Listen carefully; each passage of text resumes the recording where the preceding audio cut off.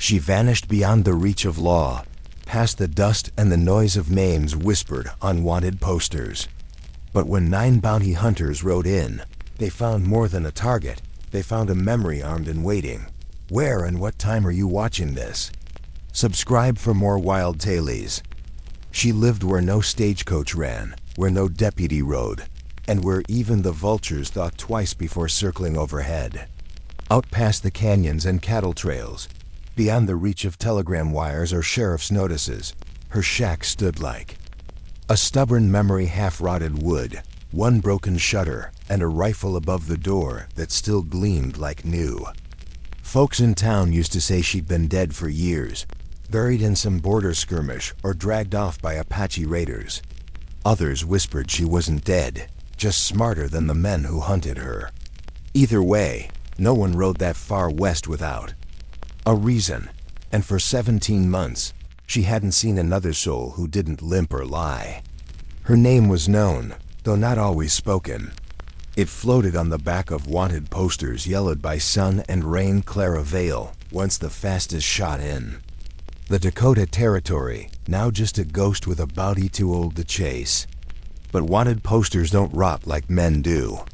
They keep fluttering, keep calling, and sometimes the wind carries them into the wrong hands. The morning it happened, the canyon was hot and quiet. Clara had just returned from checking her traps. Sweat clinging to her collar, rifle across her back. She'd shot 2 jackrabbits and cleaned one before the dust plume showed on the ridge. 9 riders, not cowboys, not lost travelers. They rode in a crescent, tight formation, rifles slung high, coats too clean for wandering. One of them even wore a silver star polished, not issued. Clara didn't run.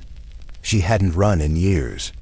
She just stepped onto her porch, laid the cleaned rabbit on the barrel, and leaned against the post like a woman waiting for a drink, not a gunfight. The riders pulled up 50 feet from her door. Their horses were mean-eyed, leather foamed with heat. The man in front tipped his hat. "Clara." "Vale?" he called. "Depends who's his skin," she replied. "9 men with no law and too much ambition," he said. "We're here for the bounty." She spat off the edge of the porch. "Then you came for the wrong woman. She died years ago." A few of them laughed, one didn't. The 9th man didn't even smile. He stayed behind the rest, eyes locked on her, like he knew more than her name. Like he wasn't just here to take her in, but to tell her something she'd buried with the last man she shot. Who do you think the 9th man is? Just another bounty hunter? Or someone from Clara's forgotten past? Share your theory in the comments. They didn't draw first. That was the first mistake Clara had expected them to make. The second was assuming she'd be outnumbered. She might have been outgunned, sure, but not outwitted, and certainly not outwilled. She'd outlasted winter in the Badlands and betrayal in a mining camp twice her size. 9 men didn't frighten her. Not unless they carried her past in their eyes. The leader dismounted first. His spurs bit the ground like teeth, and his voice carried the slow confidence of a man used to being obeyed. "The bounty stands," he said, approaching the porch with hands visible. "Dead or alive. Though I always prefer my coin not covered in blood." Clara didn't flinch. "Then turn around before you're dripping in it." Behind him, 2 of the men laughed. One spat into the dust. The 9th man didn't move, didn't speak, didn't reach for his weapon. He just stared, and Clara could feel it like the weight of an old letter left unopened. "We ride with Lawton's badge," the leader added. "So if you're thinking of resisting, I've thought about it," she cut in. "Then I thought about something better. How I buried 2 Lawtons in Oklahoma." Silence. The tension cracked in the heat like a rifle just short of going off. "She's got teeth," one of them muttered. The leader raised a hand. "Let's not bleed this dry before we get our share, boys." He looked back to Clara. "We'll camp just off your ridge. Come morning we ride east. You can come in ropes or in a pine box. Makes no difference to me." Clara smiled, slow and mean. You assume I'm staying the night." The leader tipped his hat and backed off, mounting without further word. One by one, they rode to the bend in the ridge, but the ninth didn't follow. He sat his horse, watching her long after the rest had gone. And when he finally turned, Clara saw his profile, sharp and weathered, too familiar. A scar beneath his jaw, one she'd put there herself 10 years ago. Who do you think the ninth man truly is? A threat, a memory, or something in between? Let us know in the comments. The night came fast, dragging a wind behind it that smelled of old gunpowder and pine. Clara didn't light more than one candle, just enough to see the floorboards and the worn edge of her rifle stock. She watched from the window as the bounty hunters pitched camp a stone's throw from her ridge, their fire snapping red into the dark. 8 of them laughed too loudly, cursed too often, drank from bottles passed around like prizes. The ninth man didn't laugh, didn't drink, didn't even sit with them. He stood alone on a rock outcropping, his back to the fire, facing her cabin. Like a sentinel or a ghost, Clara gritted her teeth. It had been 10 years, maybe more. She remembered the scar.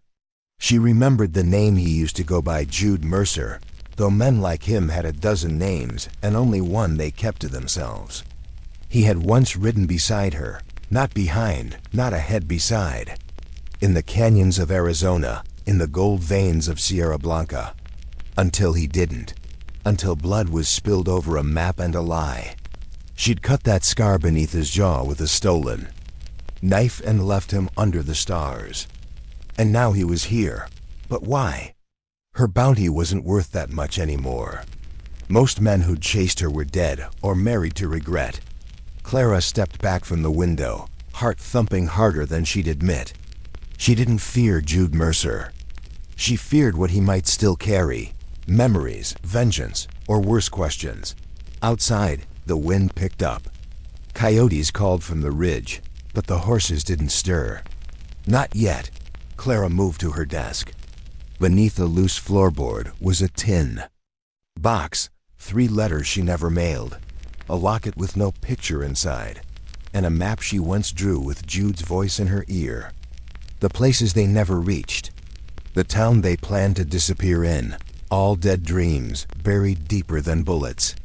She set the tin on the table and waited. And sure enough, just past midnight, a knock not on the door, but on the rear wall. 3 soft taps. The signal they'd used when things went wrong. When trust was all they had left. Do you think Clara will open the back door, or open old wounds instead? Comment your guess below. She didn't answer right away.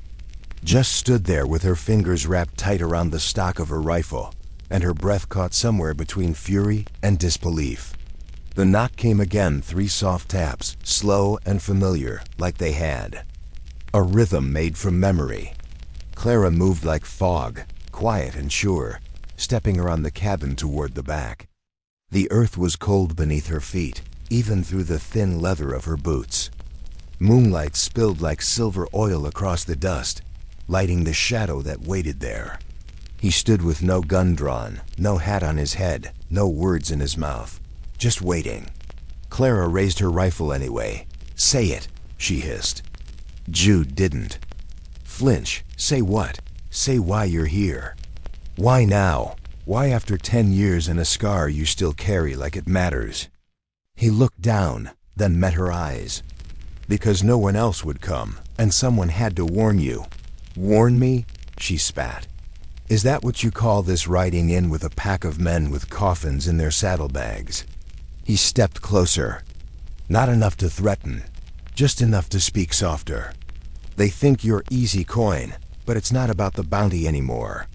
One of them's got a blood vendetta. You killed his brother in Kansas City." Clara's heart slowed. She remembered. Kansas City, but not a name, not a face.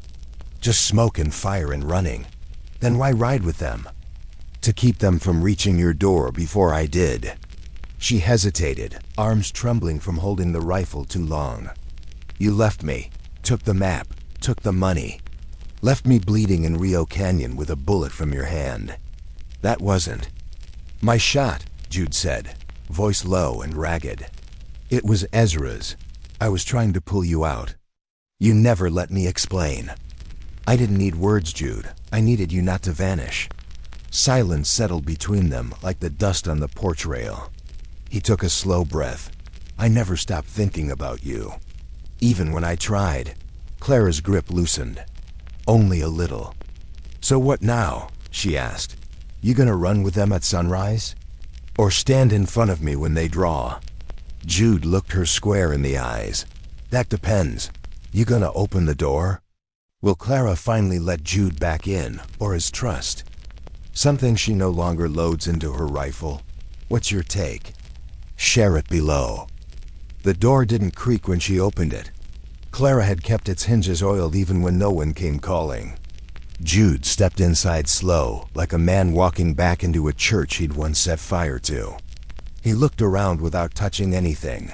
The cracked stove, the empty bunk, the carving knife beside the sink. It hadn't changed much. Neither had she. And that scared him more than any of the 8 men snoring beside a dying fire on the ridge.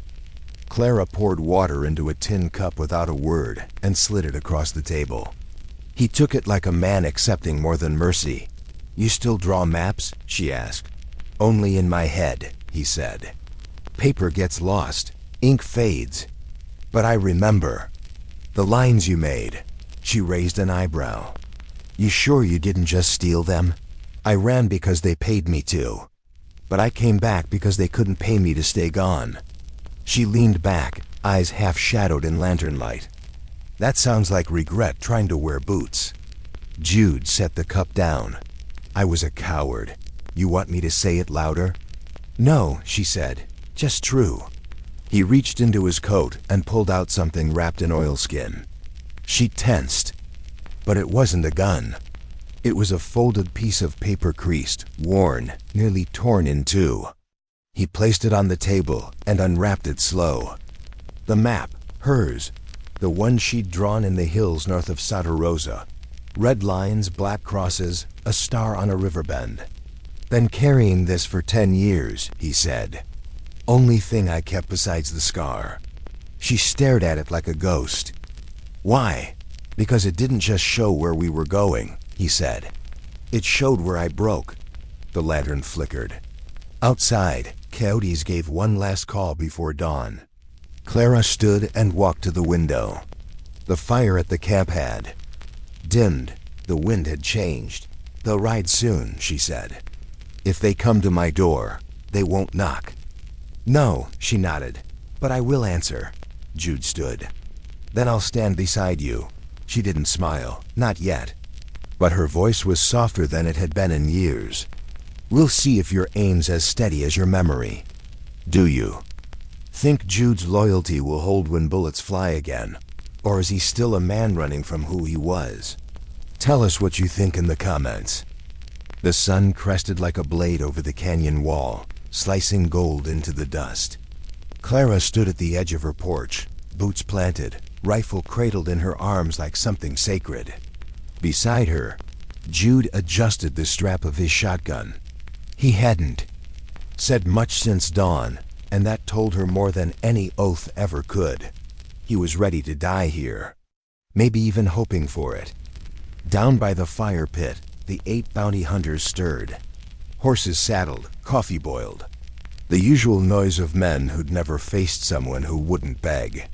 Their leader, the one with the silver badge that had never seen a marshal's desk, pointed toward the shack. Time's up, he shouted. You had your offer, Clara shouted back. So did you. You refused it. We don't want the boy, he said. We want the ghost with the bounty. Clara's voice never cracked. Then come collect your grave. The men spread out, boots pressing into brittle grass, rifles drawn. 2 went left, 2 right. The rest pushed straight down the trail. They thought she was cornered. But no one had ever survived by trapping Clara Vale. Jude ducked into the shadows of the porch, covering the left flank. He didn't look at her, but she felt the heat of his breath steadying behind the column. She waited, watched, counted. One of the riders tried to creep toward the woodpile. That's when Clara fired. The crack of her rifle split the morning, like thunder on dry land. The rider fell, dust bursting around his body like smoke. Two more charged, bullets flying wild. Clara dropped low, fired again. One went limp in the saddle, the other screamed and spun out. Jude's shotgun boomed from behind the doorframe, scattering another into retreat. But they kept coming. These men weren't cowards, they were desperate. That made them dangerous. The leader called out orders. Push up. She can't hold all sides, but Clara wasn't alone now. Jude fired again, then again. His shots were deliberate, practiced. She saw the man she once knew behind each pull of the trigger. But when one bounty hunter reached the side wall and lobbed a lantern toward the cabin flames lit deciding, Jude ran to stomp it out. Clara turned just in time to see the sixth man silent. Fast raise his rifle from 10 feet away. That will Jude make it back in time, or will Clara be left? To fight this ghost alone? What's your call? Let us know in the comments. Time slows before death. Clara had felt it before, once in a bar brawl in El Paso, once in a cornfield with 5 bullets left and 6 men chasing her. But this time, it wasn't for her. It was for Jude, the 6th bounty hunter, small and wiry. With a scarred cheek and eyes like rotted iron, stepped from the smoke just 10 feet away. His rifle was already raised. Clara turned rifle half lifted, no time for aim, only instinct. The man squeezed his trigger. Jude shouted, too far, too late. But fate, it seemed, had its own debt to settle. The rifle misfired wet click, no. Bang! Clara didn't wait for a second chance. She fired from the hip. The shot tore through the man's collarbone, spun him to the ground in a cloud of dirt and ash. She didn't look twice. Jude barreled into her side, yanking her out of the fire's reach, stamping down flames that licked the porch rail. Smoke clawed at the windows now. We have to fall back, he shouted. There's no back, Clara hissed, coughing. This is the line, but her fingers trembled. Not from fear, she knew that feeling. This was something colder, familiar, like the feeling she'd had in Rio Canyon before the double cross. Jude touched her shoulder. There's still a way out. The root cellar. She blinked. They'll trap us inside. Then we use it to move behind them, he said. Draw them out. Clara hesitated. She'd drawn maps her whole life, but Jude had always known how to read them in motion. She nodded. Together they moved inside, past the burning kitchen, into the corner where a rug hid a trapdoor beneath the floorboards. Jude pulled it open and dropped down first, hand raised to catch her. She followed, the air thick with heat and gunpowder. The cellar was dark, narrow, lined with stone and old memories. There's a tunnel, he said, pointing. Leads out near the ravine. You built this? We talked about it, he said. I came back and dug it anyway. Clara stared at him. Why? Because I thought one day I'd need a way back to you. Do you think Clara can truly trust Jude now, or is this just another cleverly mapped escape? Drop your theories in the comments. The tunnel was tighter than she remembered, or maybe it was tighter because Jude was here beside her, filling the space with all the words he hadn't said in a decade. The roots overhead felt like veins, pulsing with the weight of fire, and footfalls above. Clara moved behind him, rifle gripped to her chest, ears tuned to every echo.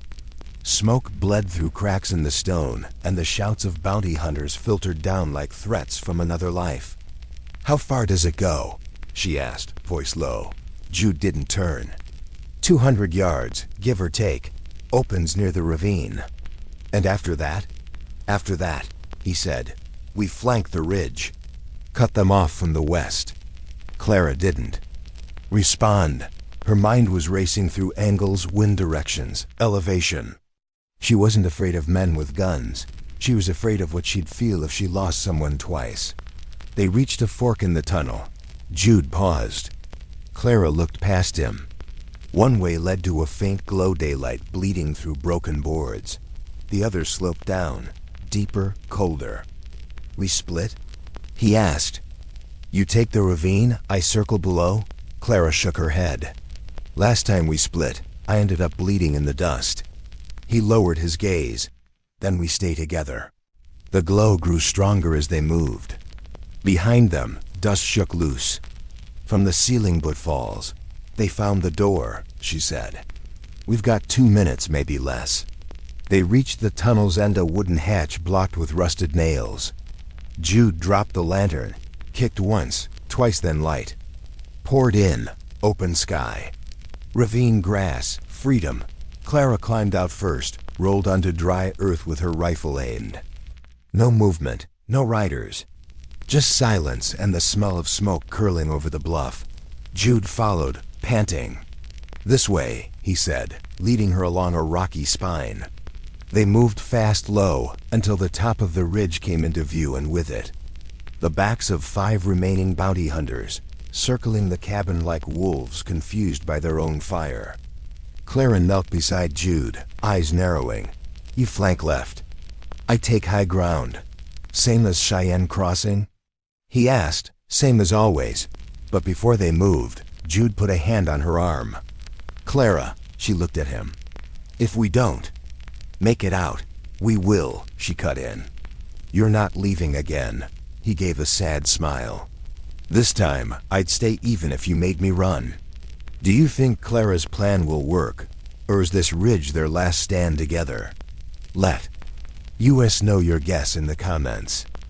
The ridge was hot beneath Clara's palms, sun already baking the stone like iron in a forge. She lay flat, rifle against her cheek, watching the 5 remaining bounty hunters shuffle in the ash and smoke of her ruined cabin. The fire had eaten through most of the structure, but the foundation still stood, just enough to fool them into thinking she might be buried beneath it. Jude crouched low, just below her on the rocks, moving with the patience of someone who knew every breath could be his last. They had no more room for error. Clara had counted the seconds, she always did. 15 to settle in. 5 to signal. 3 to fire. "You ready?" Jude whispered. She didn't answer, only tapped the barrel twice. "Go." Jude rose first, a shadow out of stone. His shot rang out, clean and cold. The first bounty hunter dropped with a startled gasp. The second spun and screamed, but Clara's bullet hit before his mouth fully opened. Chaos cracked open like thunder. The remaining 3 scattered, one toward the bluff, one behind the broken wagon, one bolting for his horse. Clara rolled left, repositioned, and fired again. Dust and blood bloomed beneath the man by the wagon. Jude leapt down the slope, closing. The gap to the rider, a shout, a struggle, then silence. The last man stood alone by the bluff. The leader, his silver badge still pinned, now tarnished by soot and fear. He raised his hands slowly. "Enough," he said, breath hitching. "You've made your point." Clara descended, boots crunching softly on gravel, rifle steady. "You rode into my land with fire in your eyes. You leave with nothing. Lawton's bounty. Lawton's dead. And if you speak his name again, so are you."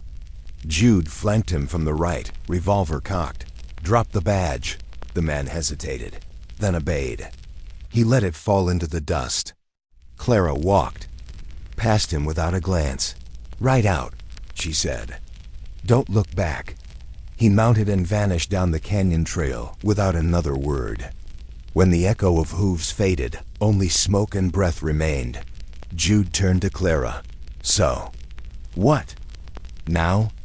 She looked at the ruins of her cabin, the map folded in her back pocket, and the man she never thought she'd stand beside again.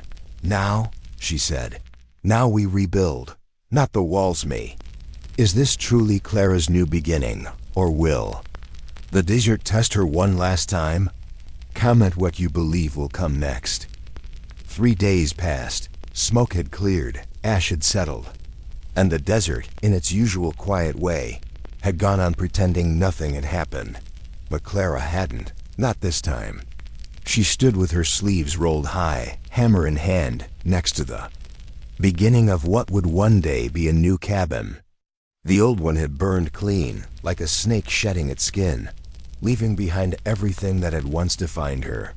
Jude was down near the edge of the ridge, digging post holes with a rhythm that felt older than the wind. He didn't talk much now. He didn't need to. Silence between them had changed. It no longer stung. It breathed. She pulled the old map from her back pocket, the one with red lines and black crosses and a star on the river bend. She unfolded it, then reached into her pocket and drew out a charcoal stick. And there, where the cabin now stood, she added a new mark, a second star, not a destination, a beginning. Jude walked up behind her, leaned over her shoulder. "Is that us?" he asked. "It will be," she said, "if you don't vanish again." "I buried my running boots," he said, half a grin curling. She looked up at him. "You didn't have to come back, you know." "I know," he said, "but I did, and I'm not leaving." She handed him the map. "Then help me draw it better this time." The sun slipped low, lighting the canyon gold. In the distance, the sound of distant thunder rolled not from a storm, but from life picking up speed again. A stagecoach passed on the far trail. A hawk cried overhead. And for the first time in years, Clara exhaled without bracing. The past hadn't disappeared, but it no longer owned her. As she and Jude stood side by side, the land stretched out before them like something waiting to be written on. And this time, they would write it together. Do you believe Clara's second chance will last, or does the Wild West always circle back? What's your final thought on their journey? Let us know below.